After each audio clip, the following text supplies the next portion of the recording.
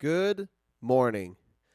Welcome to another episode of Book Club with Kane and Kelly, where I do my thing. I read books and I talk about them here on the podcast because I try to keep myself accountable to get healthy, wealthy, wise, and more at peace.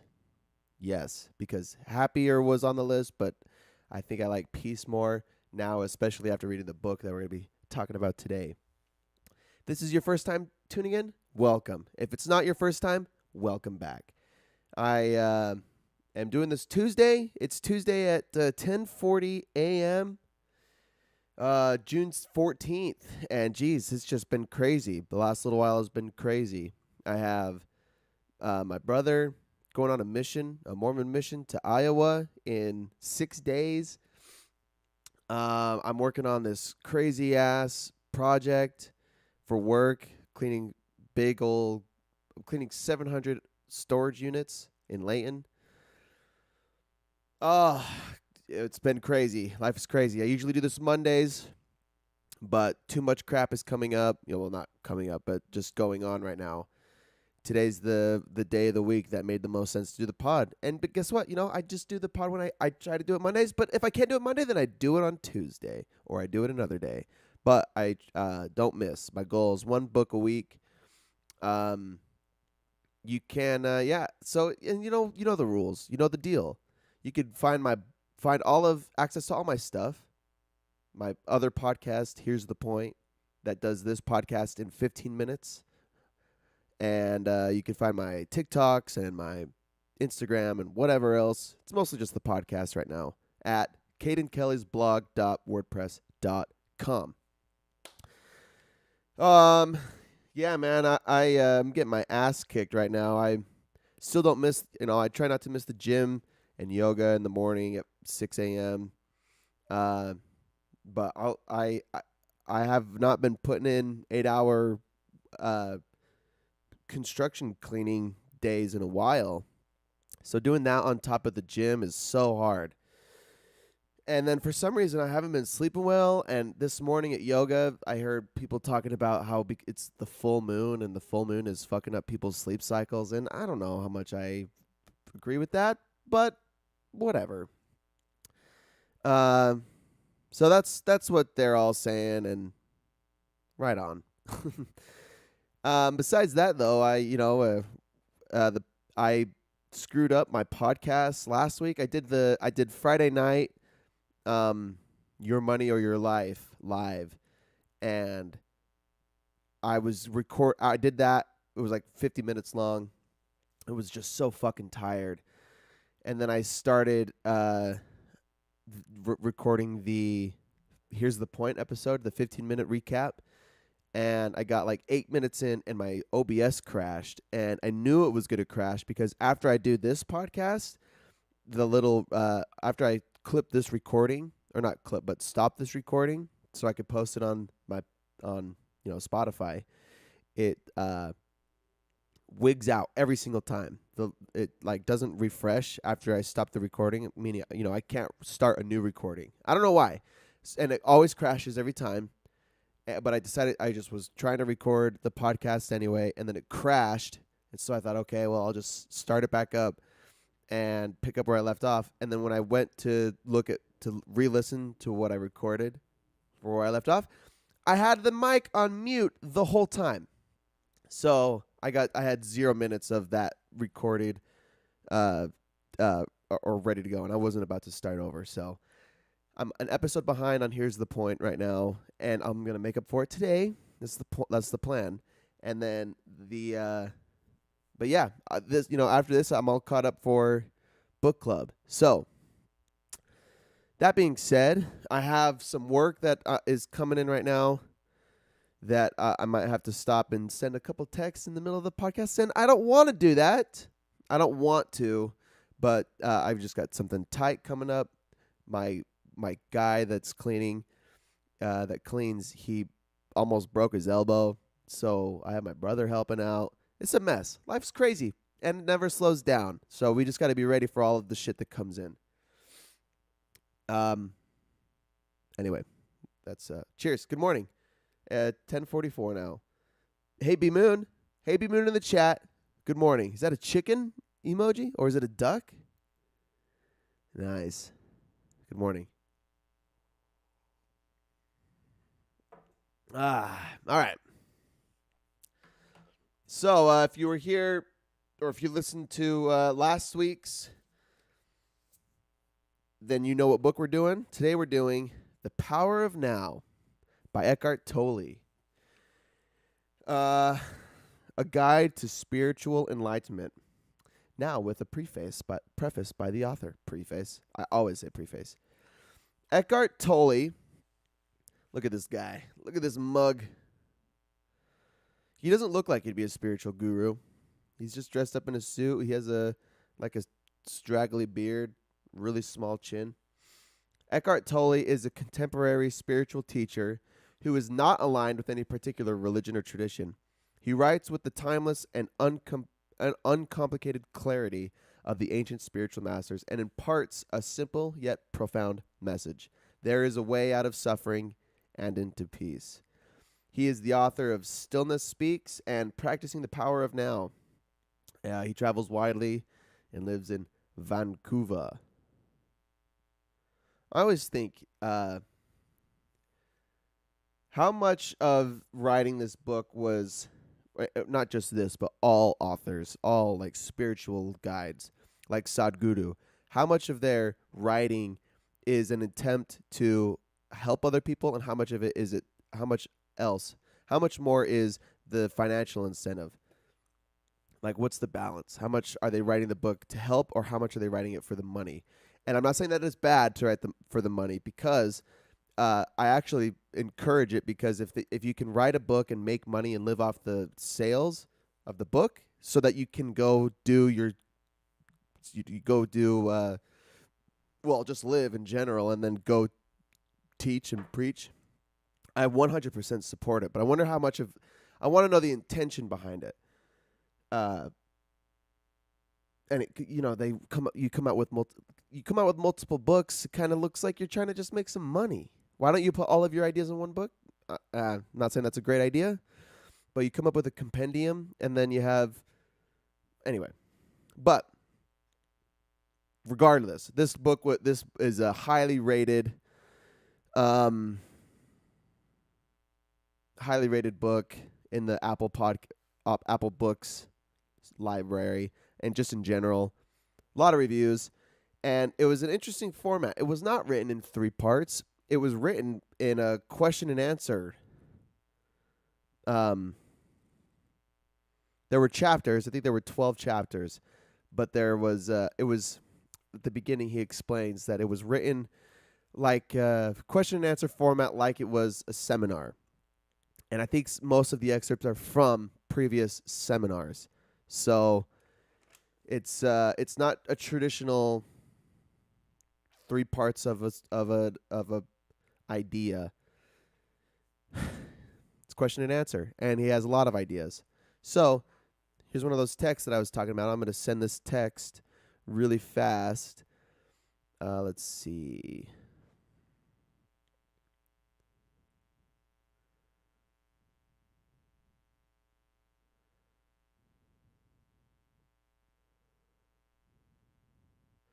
Still here.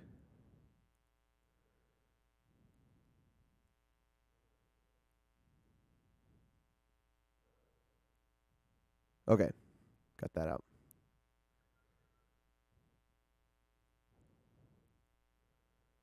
should be.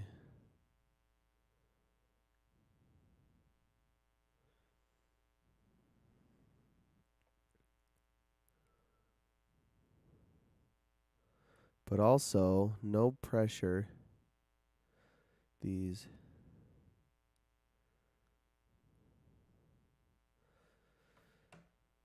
Okay, sorry. Business. Hey, duty calls. I gotta, keep my business alive and gotta keep the money flowing, son. All right, so let's talk about the power of now. I've had this one saved for a while, and I think I've been hesitant to read it because I didn't like something in the description. I can't remember. But anyway, like I said, it's really highly rated. I just been putting it off, but it was time to get a spiritual book in, so here's the one I got. Next time I'll do one about Jesus. I should. I told you I was going to read the Bible or something. The Power of Now, Chapter 1. You are not your mind. The disease is we identify with our thoughts. Enlightenment, by the Buddha's definition, is the end of suffering. Oh, hey, good morning, Brooke. I love your hair. Thank you. I did get a little trimmy trim. And I still don't style it, but I didn't want to wear a hat.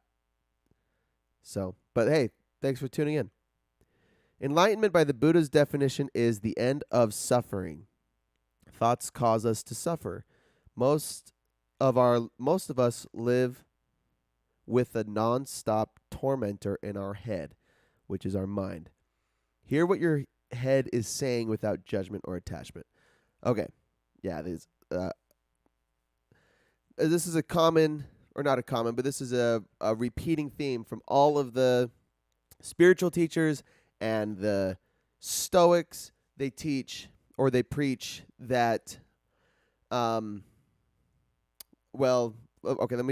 just break down what he's saying. We shouldn't identify with our thoughts. Our thoughts are they come and go, and they are not always accurately. They don't always accurately represent what we are thinking or feeling. But we do attach them, and not just like thoughts that come and go, but what things that we dwell on, the ideas that we have about people or about events or about ourselves. So, you do something and you might get embarrassed about doing something, and then you identify with that embarrassment, and then you never do that thing again. Anyway, our thoughts cause us to suffer, though. And like he says, the very core, the disease is that we identify with our thoughts. And this whole book is it's basically all about mindlessness. People that are mindless, or people that, and how to become more mindful. And as Sadhguru says, to have awareness, to be aware. Being aware and being awake and being mindful throughout life, throughout your decisions, is that's the path to ending the suffering in your mind. If you and I know people have brought up meditation in the past and how meditation is supposed to be not thinking about things, but it's not. The truth is, meditation is a practice to observe your thoughts, almost in the third person, like you aren't thinking those thoughts. They just pop up, and then you observe them with your third eye center. You observe your thoughts, you observe your passions, and you don't identify with them. You don't identify with the things you crave or what you desire.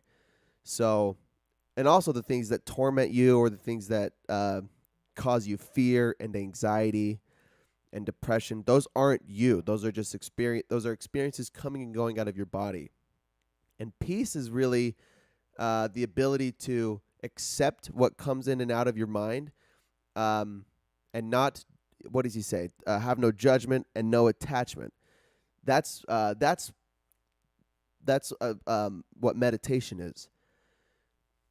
Everybody has crazy thoughts all the time. I can't remember. I'm having a memory of somebody in one of the spiritual books that we read about. Oh, I can't take your call, Robert Snyder. from California. I'm having a memory of a woman. Oh, I think it was Brene Brown talking about vulnerability in her vulnerability book, but talking about not identifying with your thoughts and having some thought about how was deeply distressed because she had a baby, and had a really quick thought about taking that baby and throwing it on the counter or smashing it against the ground or something like that, something terrible. And then thinking, "Oh, I'm such a terrible person. Why would that thought come into my mind? I must be sick." But the truth is, thoughts come and go for whatever reason. Some are really good, some are really bad, and the point is you to not identify with those thoughts. Especially don't act on your thoughts when they're crazy like that. But thoughts come and go. Don't identify with your thoughts. How many times do I have to say that? Go through life consciously, washing your hands, walking upstairs, getting in your car. You can measure your success of being conscious by how peaceful you feel. Um, yeah, he's saying, and your everyday decisions, instead of doing things mindlessly, like washing your hair or brushing your teeth, walking upstairs, getting in your car, you should be mindful of everything you do. And the point is, if you feel peace as you go through life, if you are mindful of your decisions, I could sit here and be mindlessly talking, but if I'm consciously talking, or if you're consciously listening, especially in your work, if you're consciously working, you can observe how you feel internally, and if the more peace you experience, the more success you have in this practice. Basically, the whole point of this spirituality and practice is mindless or mindful. How does, like, not emptiness, but just he talks about. Well, maybe he talks about it later, and I don't want to spoil it, but mindfulness and not focusing or hyper analyzing your thoughts or your desires, or really analyzing them at all.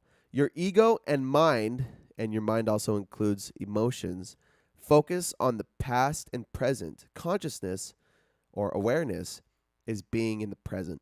Yeah. So just like you have your thoughts, you have emotions as well as a reaction to external events.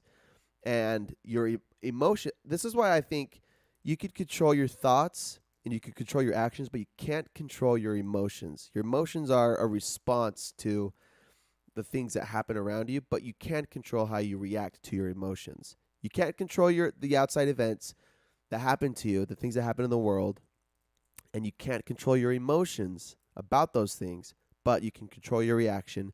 You can control your thoughts.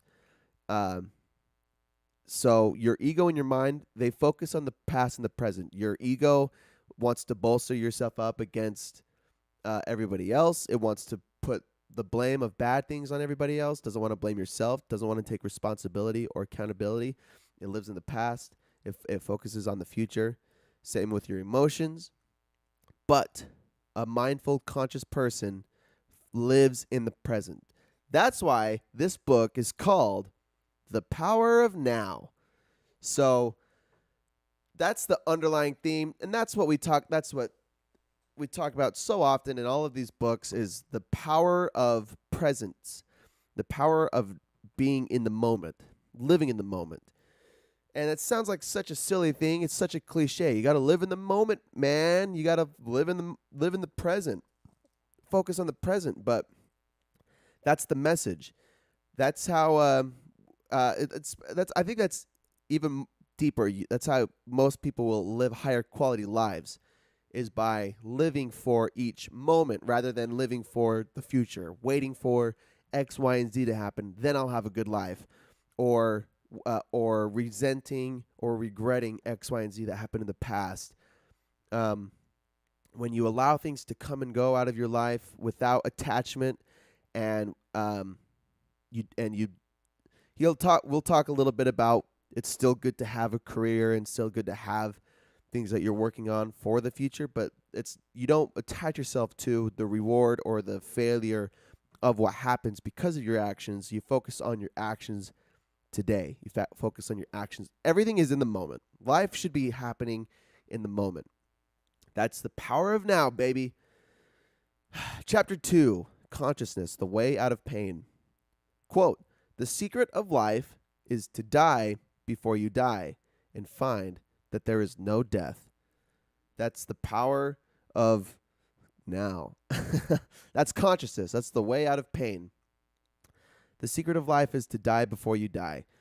A strange thought, but you know what it reminds me of? It's like near-death experiences. People that have near-death experiences. Something happens to them, and they have their whole life flashes before their eyes, but they survive the trauma, and they have like this baptism by fire experience, and they make radical decisions in their life, and now they're like, oh, I could die at any moment now for real, so I'm gonna do what I want, and I'm gonna do what's fulfilling. So that's dying before you die. Some people literally die and never realize it or never get that experience. That's a morbid thought. That's not the point of what we're saying. The point is, so how do you replicate the dying without dying feeling without going through a near-death experience? I think you get little tastes of it every time you experience voluntary suffering. And I've talked about voluntary suffering before, how it's voluntary suffering is choosing to do something hard to improve your life condition, to improve yourself.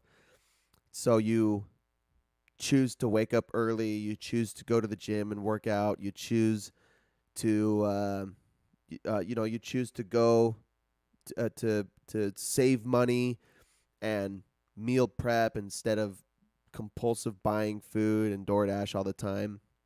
You choose to be sober. You choose to what else? You choose things like you crave something, but like I crave to play video games nonstop. I also crave to not go to work, just to be lazy and do other things. I also crave, like, I wasn't dying to do this and most of my podcasts I don't want to do. It takes an hour and a half of my time. Like I said, I'm kind of stressed on time because of these texts that come in and the people that are busy or making me busy. Stresses me. Yeah, and then I said that, and I checked my text. See, I'm distracted a little. But and this isn't even suffering. This is just effort. And it's easier not to exert effort. It's easier to be complacent or to be lazy, to be sedentary. It's way easier to sleep in and to DoorDash your dinners and breakfasts and lunches, or to go, everything's fast food. It's way easier to watch TV instead of go to the gym, or watch TV instead of reading a book. It's just way easier to do the lazier things. And voluntary suffering is saying I'm going to exert some energy and some effort into something that is meaningful, something that gives me some life purpose.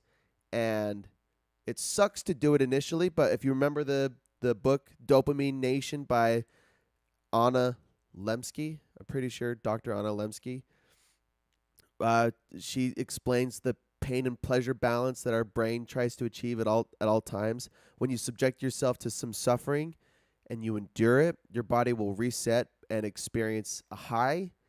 It will overcorrect itself, and it will release dopamine to make you feel better. And so that's why that's where the runner's high comes from, if I remember all of this right.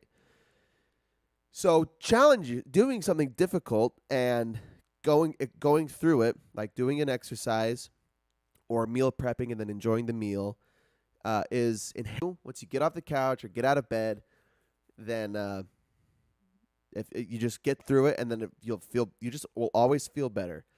But it also depends on your attitude, because you could be a bitch throughout the whole experience, and then maybe it never feels great. But because you block yourself off to the good experience, or to the to having a positive experience. Anyway, I think that's how you have a little taste of dying before you die. But also, probably a better example is what the Stoics call memento mori. You remember that one? That's called meditating on your death. So you quite literally are thinking about dying, and you're thinking about your loved ones dying, literally dying. You could die right now. You could die in an hour. You could die in a year. Anybody that you love could die at any moment, and it takes energy to think about that, to deeply think about. And it's morbid. It's morbid to think something horrendous could happen to my loved one, to my parents, to my kids. But you don't. If you do it with the right intention, with the intention that this could happen to my loved one, so I will cherish each moment I have with them now. The power of now. My stupid friend sent me an article about a guy that got crushed by an elevator a few years ago. He was walking out of an elevator and it broke, and anyway, it was very disturbing. And that guy, he wasn't planning on dying. It wasn't even no one's planning on dying, and that it just happens. Shit just happens, and people die, get in car accidents, they have heart attacks or aneurysms or whatever. Terrorist attacks, rarely, but shit just happens. People die. Anybody could die. This is a morbid conversation, but this is memento mori. This could happen to you, and seriously contemplating it will it'll allow you to live more presently, to live for today, and it will help you love yourself, or it should help you love yourself and those around you better, because you could lose them at any moment, and you could go at any moment. So that's a direct quote from Eckhart Tolle. The secret of life is to die before you die. And then he says, and find that there is no death. That's a little beyond me. I don't claim to know everything that he's talking about. I think when he says, and find that there's no death, this is part of the belief of the oneness. So when you are meditating and I say you think about your thoughts like you're in the third person, you are not your body. You are what's in your body looking back, or looking at your body and looking at the thoughts that are happening in your body. But you're this consciousness outside of your body. It's a little beyond me. Yeah, I struggle with it, but I think that's the point. So when your body ceases to live, this consciousness that exists outside of your body, and Christians will call it your spirit, continues to live. And then the Buddhists believe, or not Buddha, I think the Hinduists, Hindus, reincarnation, that life will reincarnate until it reaches nirvana, this enlightenment. So anyway, it's a little beyond me, but what makes sense is this, to live presently, to appreciate the moment and those around you in the moment, not to live in the past, not to focus on the future. And then find that there is no death. Mashed potatoes, damn bro, smoke show. No, dude, this is it. This is how I wake up these days. If you like it, then you could. Why don't you subscribe and start dropping some Twitch. What do they call them? The little Twitch gifts. Just start sending me some money if you appreciate it. If you appreciate this content, I just want your money. What do they call the subs? Chapter 3, moving deeply into the now. Brooke, sweetheart. There are no problems, only situations to be dealt with now or to be accepted as part of the isness of the present moment. There are no problems, only situations to be dealt with now or accepted as part of the isness of the present moment. Going further into the living in the moment. Um, the questions that are in the book, the dialogue, the question and answer is really interesting. The questions are asked in specific ways. Again, I'm just taking the main points, but there's the question that some of the questions that are posed bring great context, especially to a question or a response like this, because people they're questions that most people ask about spirituality in this regard. I'm trying to remember the question, but it might sound something like, well, if how do I live in the moment if X, Y, and Z is happening to me in the moment? Like I'm going through divorce, or I just lost a loved one, or I just lost my job, or I have these problems in my life. How do I live in the moment and have these problems? And his response, it's something like that. And his response is, there are no problems, only situations to be dealt with now, to be dealt with right now in the moment, or to be accepted as part of your life circumstance. Problems to be dealt with that you can fix. I think Sadhguru he teaches if you can do something to improve your life situation, you should do it. You shouldn't. Oh, and I think Viktor Frankl says it too. I think it's common wisdom to say if you can improve your situation, if you could do something to make your life better, do it. Don't subject yourself to suffering for suffering's sake. That's what Frankl says. Don't suffer for suffering the sake of suffering. Buddha subjected himself to several months of starvation because he felt that was or he wanted to experience if that would bring him closer to nirvana, something like this, and then learned that suffering for suffering's sake doesn't make any sense. Voluntary suffering. Okay, so, but what about voluntary suffering? All right, here's my thought. Choosing to suffer in the form of starvation or isolation is not productive. And choosing to suffer at the gym or with your partner to figure out, if you're in a riff with your partner to figure it out, that is a productive form of suffering. Choosing to put your phone down to read a book or to meditate, to clean the house instead of to live in a mess, whatever. That's a productive form of voluntary suffering, but voluntary suffering for the sake of suffering doesn't make sense. So your problems, if you have problems and you can do something right now to fix them, do it. Otherwise, if it's involuntary suffering, if there's something happening to you that is outside of your control of response, then it is to be accepted as a part of the isness of the present moment. Like gas prices being $5 in Utah right now. There's nothing you can do right now to bring gas prices down, but you can drive less. You could take the transit. You could carpool. You could ride your bike, whatever. You could do something else in response to the gas prices, but you can't change the gas prices.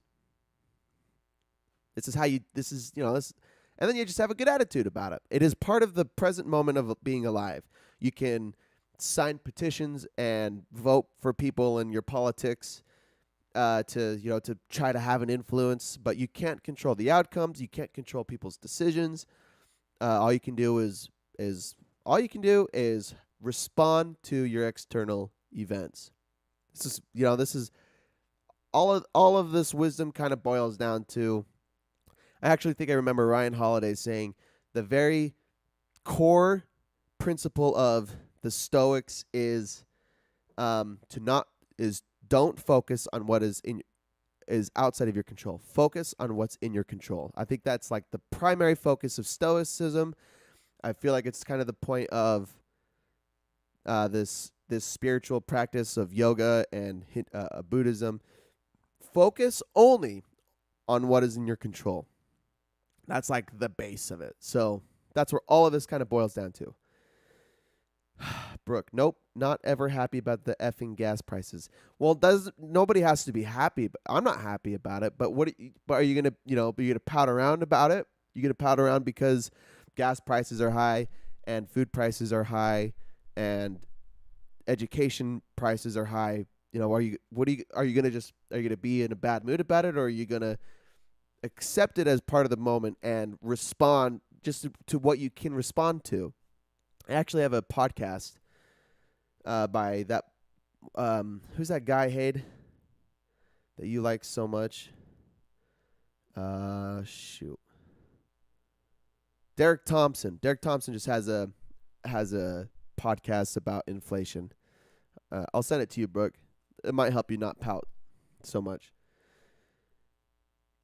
Okay, I'm on a roll. We're on a roll. Chapter 4, the mind strategies for avoiding the now. Maybe I took that down wrong because that sounds like exact opposite of what we're doing. Mind strategies for avoiding the now. Is that what chapter 4 is really called? Chapter 4 in the book says, again, I just listened to this. No, that's the name of it. Mind strategies for avoiding the now. All right. Here's what I got. It is essential to be conscious in ordinary situations, so when hardships arrive, you can handle them consciously. Isn't that why we struggle every day? Isn't that why we subject ourselves to productive voluntary suffering, so that when the shit hits the fan, we're prepared for it? Isn't that why we train for races? Why we study in school is because we want to be prepared for the finals, for the tests, for the race. We don't just wing it as it happens. Well, some people do, and they don't perform well. Some people are kind of gifted, but actually, this book that I'm reading for this week talks exactly about this. And I'm not going to spoil it yet, so stay tuned until the end of the podcast, and I'll tell you what book I'm reading.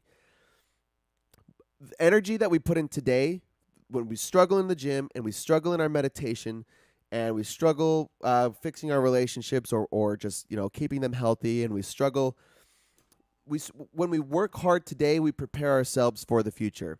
And that's all that Cameron Hanes talks about in his book, Endure. He says he doesn't know what the end result is, but he knows how to endure the race. He knows how to work hard today to be stronger for tomorrow. And Eckhart Tolle says it is essential to be conscious in ordinary situations so that when hardships arrive, you can handle them consciously. If you live your life mindlessly when things are easy, then you're going to be a fucking mess when things are hard. Things are, shit will hit the fan, and you'll have no idea how to handle them. It is essential to be conscious. And all of your is just as often as possible. If you're a completely unconscious being right now, then having moments of consciousness throughout your day is an improvement. And the goal is to have your entire existence, to live your entire existence consciously. Every move, every thought you have, every action you make is purposeful, or at least you have awareness. That's consciousness. That's like an awakened and enlightened person. They don't live life fly by the seat of their pants. I've never understood that. The seed, SEED, of their pants, or seat, SEAT, of their pants. But in any case, they live consciously. An enlightened person lives consciously all the time. But it takes fucking practice, because it's not easy to... I all the time want to tune out. And that's why social media is so addicting, because it's so easy to sit down and scroll and be mindless for 5 minutes, 15 minutes, an hour, several hours on TikTok, or binging on Netflix. It's so easy to be mindless and to be numbing, to engage in numbing activity. So, but that's not how you find peace, and that's not how you prepare yourself for hardship. It's not how you improve your life situation. You improve your mental resilience by being conscious and subjecting yourself to productive voluntary suffering. We're on a roll, baby. Surrendering to involuntary suffering is strength and brings peace. We'll talk about there's a whole chapter on surrendering, so I'm going to keep going. Calling voluntary suffering involuntary suffering is madness and weakness. That's like what Frankl says about don't suffer for suffering's sake. It's weakness to say that if you're in a if you're in a relationship and it's going south and you blame your partner for everything and saying that there's nothing I can do to improve the situation, you are you're not taking accountability and responsibility. You're allowing things to fall apart. It's madness, he says. Do what you can to improve your current situation. You can't control your circumstances, but you can always choose your attitude and reactions. I've talked about this. Are you too consumed with your goals that you forget to enjoy the present? This one, that hit me hard. Thinking life will be better when you get to the future. This is the ultimate recipe for suffering. You can and should strive to improve your life situation, but the only way to improve your life is by being present in the now. Yes. This one hit me heavy. Are you too consumed with your goals that you are forgetting to enjoy the present? This is living in the future. This is saying, my life will be so great when I accomplish X, Y, and Z, or when I get X, Y, and Z. And so I'm going to forsake the present moment so that I can work on these things exclusively. I talked about Cameron Hanes. Okay, there's a balance. We'll talk about a balance between working towards the future and living in the moment. There's balance if you want to experience peace right now and the most peace. But just like Cameron Hanes and David Goggins says, if you are trying to be extraordinary at something, you can't be ordinary. You can't be balanced. It's not how you become you become extraordinary or exceptional at anything. It takes imbalance. That's why they're so great, is because they're super hyper focused on something else, on one thing rather, and they sacrifice the peace and the success of other areas in their life so that they can be exceptional at this thing. Like Cameron Hanes talks about sacrificing quality time with his family so that he can be an exceptional bow hunter, doing things that make him an exceptional bow hunter. And the consequence is he's the best bow hunter in the world and is blessed to have a family that hasn't left him or forsaken him, but actually support him in what he's doing. And behind the scenes, who knows? Who knows what's happened in his personal life over the 50 years he's been doing this, or I guess 30 years since he's been an adult. But, probably a lot of hard conversations and hard lines drawn and whatever. But the point is, in this instance, the deepest sense of peace in your life is achieved by balancing the work that you put in right now for your future with being present in the moment. And I guess that you could be present in the moment by doing what you're doing for the future.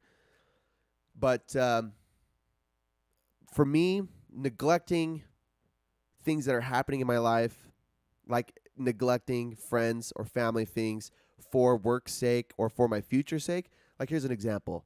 My brother, he's going to the temple today, and we're doing family lunch at like 2 or something. And I could say, no, thank you to lunch. I have to work today because I have to get this done because I have these goals in my work life. And so that's the sacrifice I'm willing to make, or I'm going to make. That's not being present, and it's not being real, or not. It's not being present for my family. I'm sacrificing that for the future. He's saying to have peace, to be present in the now, you have work towards what you're working towards, but don't lose sight of what's happening in the present moment. That's peace. That's where peace comes from. Sorry, I missed a few comments too. Brooke says, I listened to a podcast the other day about the atheist movement that is getting some traction right now. One thing this guy, who was very smart, kept saying is that defining consciousness and understanding, it is still a field that academics, researchers, and humans in general still can't totally define what consciousness is and how we tap into it. He talked about evolutionary biology and how consciousness is what separates us from primates, but consciousness is not something we totally understand. Yeah, it's not. It's not.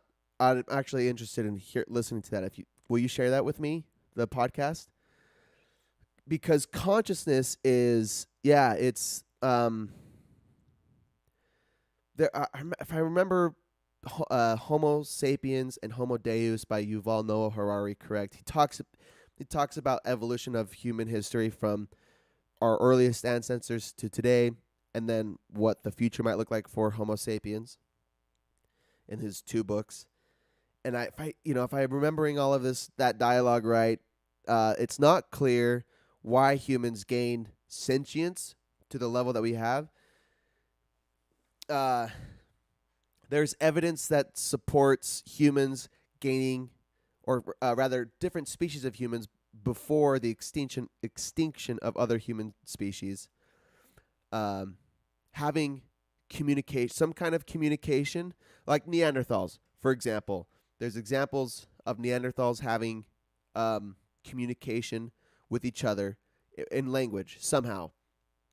And there's examples of Homo erectus. Homo erectus lived longer in their total existence, it is believed, than Homo sapiens have currently. Homo sapiens, us, have been around for about 300,000 years, and Homo erectus is believed have existed or did exist for a span of 2 million years. And our existence overlapped.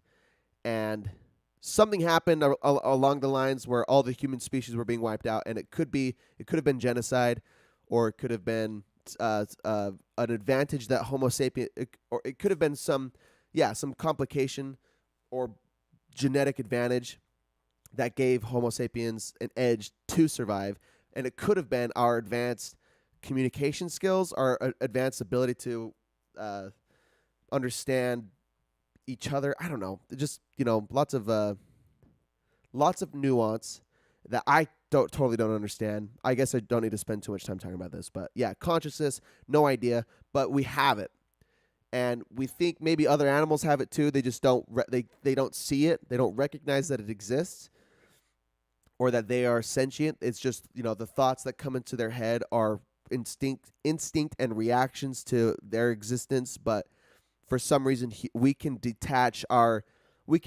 about our thoughts. Other animals can't think about their thoughts. They just have the thoughts. They don't recognize that they're having thoughts. Anyway, I don't know. I don't understand it either. I'll listen to that podcast. The title is Psychedelics, Consciousness, and Artificial Intelligence, between Peterson and Richard Dawkins, episode 256. Is it JBP's podcast? I'll find it. B Moon, welcome back. Thanks for from your meeting to in and out. Whatever you can do, baby. I appreciate it. Mashed potatoes, so hard to balance, striving for improvement and enjoying the present. So hard to balance, striving for improvement and enjoying the present. Yeah, and it does seem to be a common conversation that we have on the podcast. I don't think it's that hard. I think the distinction is, how do you want to live your life? Do you want to be an extraordinary person at something? Because the cost is balance. The cost is your social life, or your academics, or your hobbies, or whatever. You focus on one thing and sacrifice everything else. Hyper focus on one thing, forget about everything else. Or would you rather live a balanced life where you're pretty much mediocre at everything? You're balanced in your relationships, in your hobbies, in your career, your academics. You're balanced. You're very well rounded, but you're not exceptional or extraordinary. Because what do you want out of your life? Especially like these guys, Eckhart Tolle and Sadhguru, and all of the spiritual teachers that I talk about. They are extraordinary in their spirituality because they sacrifice the conveniences of modern day consumerism and consumption. They don't engage in they live mindfully all the time. Like the late teacher, oh, what was his name? I did a book. I see his cute little face too. Let me see. Sorry, this is no, it's not. How long ago? Zen and the Art of Saving the Planet. Who did that?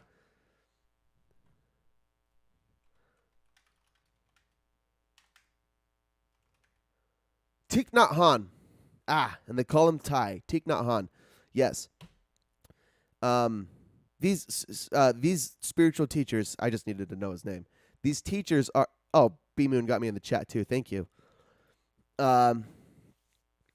Yeah, they are extraordinary in their spirituality because they don't engage in like video games and TV and late nights and vacations, and they don't have that social life. So they are extraordinary in their spirituality. People who are well-rounded are they might go to church, read their scriptures, or they might go to whatever spiritual. They're like rounded in their spirituality, rounded in their academics, rounded in their relationships, rounded in their leisure time, right? Like it's just anyway. So what do you want out of your life? Do you want to reach enlightenment? It will take sacrificing your other things to be hyper spiritual or to be super spiritual. Do you want to be an extraordinary video game player? Because I got my friends in my chat that are video game players. Then you got to sacrifice other things. You got to sacrifice your spirituality, or you got to sacrifice quality time with your friends, or you got to sacrifice exercise or something, right? But if you want to be well-rounded, you put 30 minutes of exercise in a day, 30 minutes of video games, or a couple hours. You read your scriptures a little bit. You have dinner with your family. Like you're doing all of it, but you can't be extraordinary at the thing. All right, I'm going to spoil it. The book that I'm reading right now for next week is Outliers by Malcolm Gladwell, and it's the second time I'm going through this one. And I'm currently reading about the 10,000 hour rule in the book, and he says most people that are exceptional at their thing, like Bill Gates was his hot topic for the chapter, have put an extraordinary amount of time into their thing. Bill Gates was obsessed with programming. That's why he became as smart as he did. And there's another guy called Bill Joy who basically created the internet. And he created the internet because he was obsessed with programming and coding as well. He created JavaScript that allows for whatever happens in the computer. But they wouldn't have done those things if they didn't have the opportunity or the desire to put an extraordinary amount of time into programming.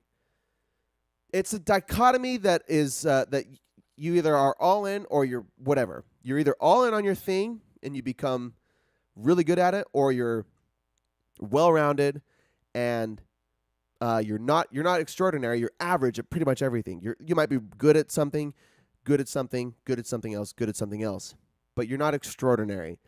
These like Mozart, he says Mozart gets a lot of credit for his early pieces, but he explains his early pieces were probably revised or probably written by somebody else, and then his later pieces that were definitely Mozart were after putting extraordinary amount of hours into composing and practicing and playing. Anyway, it takes you got to sacrifice a lot of things to be exceptional at something, and you can do that. Anybody can do that, and you can find peace with it. You can find peace with saying, I don't care about my social life. I don't care about my spiritual life. I just want to be an exceptional musician. Or I don't care about my hobbies and I don't care about my education. I want to be extraordinary. I want to be enlightened or awake, whatever. I want to be spiritual. You could sacrifice the other things. I'm going on about this. And a lot of comments too. I'll just cruise through them really fast. Psychedelics. B Moon says, I think enjoying the present can be achieved by setting micro goals while still improving. Achieve those small goals on the way to larger, and you can enjoy what you're doing. If you like Outliers, you should read Talking to Strangers by Malcolm. Yeah, totally. You should send that over. But I think you're right. I think that's a path to take to be um, a little bit better than average at everything. But if you want to be extraordinary at something, you have to sacrifice the micro goals for other things to be hyper focused on your one thing. Like if I wanted to be, I think I've made my point. You either are obsessed with something and really good at this one thing and sucky at everything else, or you're mediocre at everything. What percentage of people achieve the extraordinary? Yeah. I'm not going to spit a figure out, but I think it's very few. I think about, the thought that comes to my head every now and then are the basketball players or the athletes. I think about, okay, for some reason I have this image in my head of John Stockton staying after practice and practicing his free throw shot. That's why he had such a high percentage. Why he was such a good ball player is because he practiced after practice was over, and then everyone else was, they were partying on the weekends and they just they put in the time that they needed, and then they partied or whatever. And I think a lot of athletes do it. And then the ones that are really, really, really good, like the LeBron James and the Tom Brady's, they are practicing after practice and before practice and on the weekends. And they're studying the sport and their craft, and they are putting an extraordinary amount of extra time into it. And then you could talk about genetics and gift, ability. Yeah, there's all of that too. Malcolm Gladwell doesn't think that plays such a huge role in why people are super phenomenal at their thing. It sounds like it's mostly just their the hard work that they put in now. Yeah, and I don't want to spoil too much because that's going to be my book for next week. So anyway, really good. This is really good convo. But I really like this discussion of being extraordinary, because you can sacrifice, if you can find peace in sacrificing other things to be extraordinary at something. If that's what brings you your fulfillment in life, then you should do it. Or does being well-rounded bring you peace and satisfaction and maximizing your life in all your areas? You only have so much bandwidth in your brain to put. You only have so much time at your disposal. So what are you going to put it towards? I'm going to keep going. So great comments. I'm only in chapter 4. Attention is essential only for the present moment. Give no attention to the past. Covered. Chapter 5, I took no notes. It was called The State of Presence. Chapter 6, The Inner Body. The inner body, he says we are our body rather than embracing with other philosophies that we are not our bodies, but occupying our bodies. I don't know if I took that right, because he does talk about the inner body and the outer body. And again, I don't claim to know everything or to express everything correctly. Yeah, I said, I'm struggling to grasp this entirely. He shares the significance of deep breath meditation, being in your body and focusing on your breath. This is being in the now. So am I the thoughts my body has? Am I an entity that inhabits this body?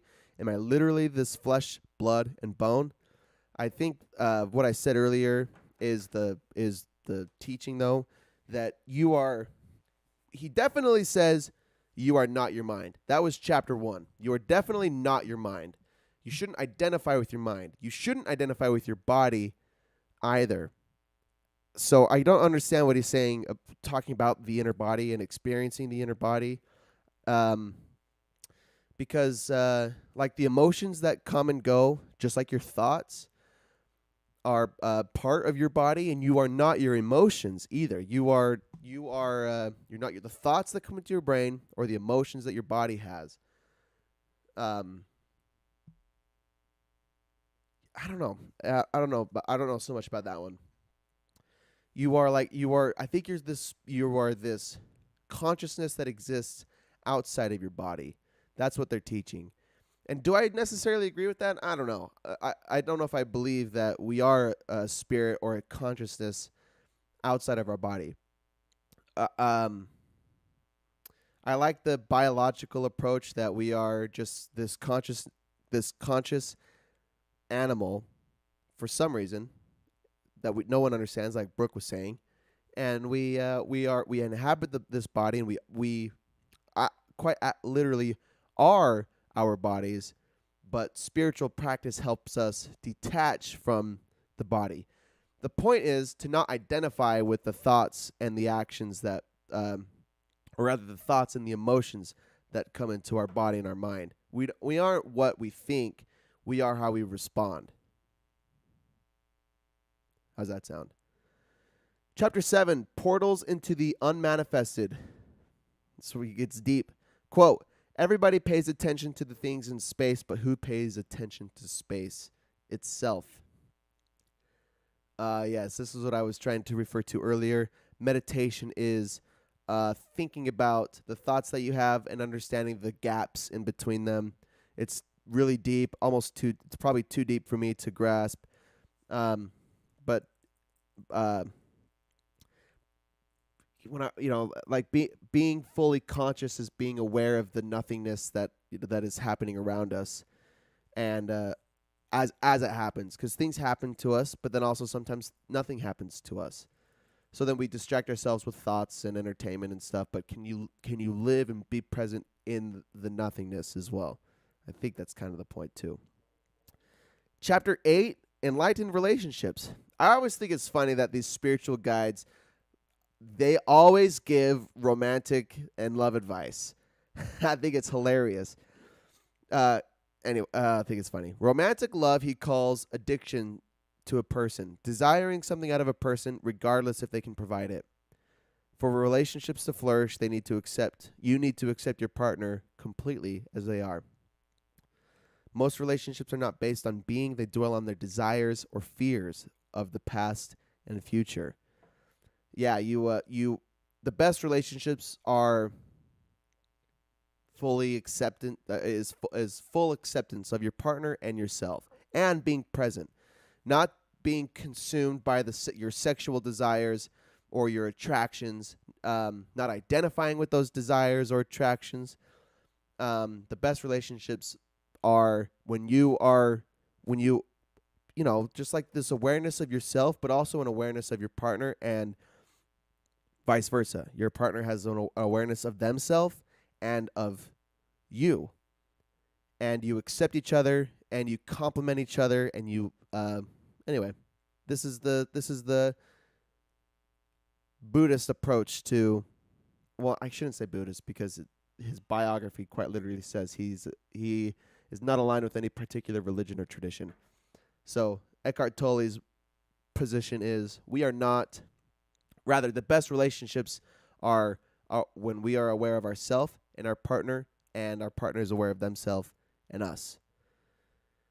Chapter 9, Beyond Happiness and Unhappiness, there is peace. You can't argue with an enlightened person because they are detached from their ego and hold no identity to attachment or beliefs. I think they hold no identity or attachment to beliefs. I don't know. You usually can't find peace by trying to look for it. Peace happens by living in the moment. Yes, because if you think, yes, when X, Y, and Z happens, then I will have peace. Or if I can just do X, Y, and Z, I will have peace. Or if X, Y, and Z will go away or out of my life, I will have peace. That's not what peace is. Peace is an acceptance. It's either dealing with the things that come into our life as they come, or by accepting the things in our life that we cannot control. That's what peace is. We do what we can when we can, and then we accept what we cannot control. We accept the high gas prices, Mom. That's what we do. That's how you have peace. I like the thought, though, about argument, because you can't. I said you can't argue with an enlightened person because they are detached from their ego and hold no identity or attachment to beliefs. When you argue with somebody, and I argue with a lot of I argue with my friends all the time. I debate with my mom, my dad and my friends and whatever, my girlfriend. We just are sharing ideas, and when you attach yourself to an idea or a belief, it becomes controversial. That's your ego. You are you attach yourself to the thought, and then their opinion or their response to you becomes it's like you start taking things personally when you say, and that's the whole LGBTQIA plus dilemma going on right now, or not right now, but has always been going on. You attach yourself to your identity. It happens with all of them. With abortion rights. We're gonna get we're always controversial, but let's just talk about, let's accept that there's lots of points where people attach themselves to their belief. They identify with their belief, and they're not willing to discuss any points of their belief. They say, this is how I feel, this is what it is, and whatever you say or whatever you provide holds no weight, and I'll discredit. It's instantly discredited. I resent you for it, whatever. But an awake person has no ego, because or not because, but they have no ego, so they can talk about. They will still have ideas. Like I still have ideas, and I try so hard to hear everything, but I have an ego, and it holds opinions, and it holds resentment, and I try to dismantle it all the time, and because it's not constructive. It doesn't do anything well for myself or for whoever I'm engaging with. So if you want to come up with solutions to problems, everybody's got to be on board. Everyone's got to be willing to find the solutions together. You can't argue with an enlightened person. Can't share ideas on how to improve the world with an egotistical person, because the egotistical person is going to shut that person down and say, this is the way to a better world, no questions asked. And an enlightened person, all they want to do is improve the world, and but they're not going to they're not going to attach an identity to their ideas. Like I guess they could share ideas freely without holding judgment against another person for saying something else, and then I don't know, you could just work together and come to conclusions. Hey Moon, we've never argued. Yeah. Brooke, okay, question. How do you think critically about something if you don't assign yourself to a belief with the understanding that you could be wrong, but you need a baseline, and so are all beliefs grounded in ego? I think the answer is no. And I think the only reason I think that is because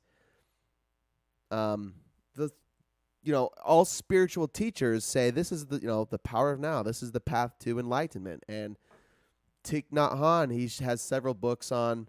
The one that I read was Zen and the Art of Saving the Planet. Like everyone has ways of saving the world, and these guys are also saying, in order to save the world, we have to kill our ego. So no, I don't think all ideas are grounded in ego. I think closed-minded ideas are when you say this is an idea and I have no room for correction or adjustment. That's ego. But when you say I have an idea and let's discuss it and let's figure out what's wrong with it, let's figure out what's good with it, and let's see if we can come up with a better one, better plans. I think that's an enlightened idea or belief. When you say this is how I think I can live better and you can live better, and let's talk about it and see what's good and bad about it. I think that's how I feel about that. How do you think critically about something if you don't assign yourself to a belief? Yeah, you don't have to identify with the belief. You can have the this is an identity and attachment. You can have an idea or a belief about anything, but not consign yourself to that for the rest of your life or attach yourself to it. You could and you could do it about anything. It could be about God. You know, you could say, I believe in God, and I'm willing to hear why people don't believe in God because I have no ego, and I want to see if there's a better belief out there or something to that nature. But to say I believe in God and there's no questions asked, and whatever you say about that is in the opposite is tomfoolery. That's ego. You say my ideas are permanent and I'm fixated on them. That's you're attaching yourself to an identity, to a belief, and that's not enlightened. But if you're open-minded, you could say, "Here's my belief. I have strong belief in this, and I want to hear what you have to say. And here's how I feel about your response." You say, "I believe in God," and someone says, "I don't believe in God because of X, Y, and Z." Well, an enlightened person will say, "Well, here's my response to your disbelief, X, Y, and Z." And you should be able to have a good conversation, and it's maybe with the intent to help improve that other person, or to explain why, to either strengthen your belief or to change it.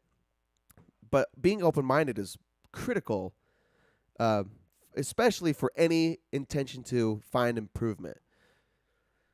When you think you've got it all figured out, then, or what did Einstein say? The only thing that he knows is that he knows nothing at all. You should be always open-minded to receiving feedback and criticism from people with the right intention to help you, or from people who aren't, trying to destroy you, because there are people with bad intentions who have bad feedback and bad criticism that's only trying to bring you down. But if someone says, I've experienced this, it's made me feel really good, I think it's good for you, for the world, I'm going to share it. You should be able to share it, but then when someone says, oh, that's a bad idea because of this thing in the world, or this idea, or this experience, and then you should be able to talk about it. Identifying with the belief is the problem. Attaching yourself to a belief is the problem. I think that makes sense. Last chapter, chapter 10, the meaning of surrender. Surrender, he says that surrendering sounds bad. People usually have a negative response to surrendering. But in fact, surrendering is this is the deepest sense of peace that we can experience. Surrender means yielding to the flow of life rather than giving up. Full attention is full acceptance is surrender. Full attention is full acceptance is surrender. Surrendering isn't quitting or giving up. It's accepting the flow of life, as he says. It's yielding to the flow of life. So rather than throwing in the towel and moving into a depression when things don't go your way, or you fail at something, or hard things come into your life and there's just nothing you can do about hard shit that happens. When you surrender to life's experiences, when you yield to the flow of life rather than giving up, you have full acceptance, which is full attention. You have awareness. This is awareness. Brooke, I gotta go. Love you. I'll see you in a little while. Text me the details for lunch. I don't think I got them. This full attention is full awareness. So, or full acceptance rather. Awareness, again, it comes down to awareness and focusing on what is in your control only. Don't give any attention to what's not in your control. Only give attention to what's in your control. Be aware of the shit that's happening around you, and then focus on what's in your control. That's the bottom line. That's the power of now. That's the power of now. That's what we're going to wrap it up on. Next week, we're reading Outliers by Malcolm Gladwell, and I don't have the physical copy yet, so I can't show you, but maybe, I'll pull up a picture. It's going to start playing, and I got to pause it. Malcolm Gladwell. No, and it's not even Focus. So, Outliers. This one was also on the list for a while, and I didn't realize I read it like 6 years ago. Uh, I was reading it yesterday, and it sounded extremely familiar.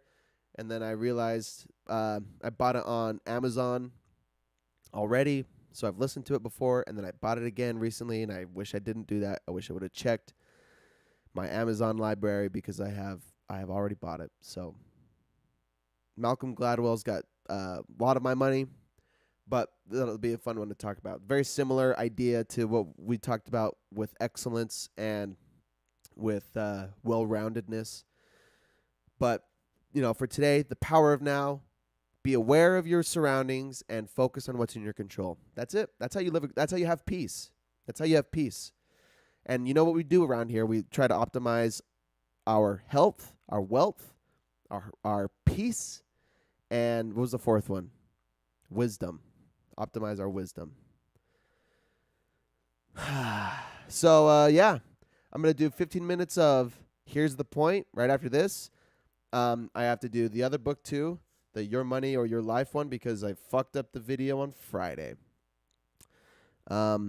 Besides that, next week we're back to we're back on track, on schedule. I should be here next Monday, but maybe not because my brother leaves on his mission on Monday. So I either might be somewhere for that, or I'll be doing it. I don't know. So we'll see. But you know how it goes. It's always live on Spotify, or not live, but posted on Spotify and Apple Podcasts if you missed the live version. If you want to catch the live version, you can find links to it on my blog, cadenkellysblog.wordpress.com, and come join the chat with all of these lovely people. They shared great ideas, great comments, enhance the conversation, and otherwise find it on Spotify and Apple Podcasts. And that's it. So this week, the challenge, let's focus on let's be aware of the things that are happening around us. Let's be aware first, and then let's focus on what we can control. Think about what's happening in your life that's in your control, what's not in your control. Do what you can to improve your life, and then accept or surrender to what is out of your control. This is how you find peace. This is how you find more peace in your life. Until then, we'll see you next week for Malcolm Gladwell. Have a great week, everybody.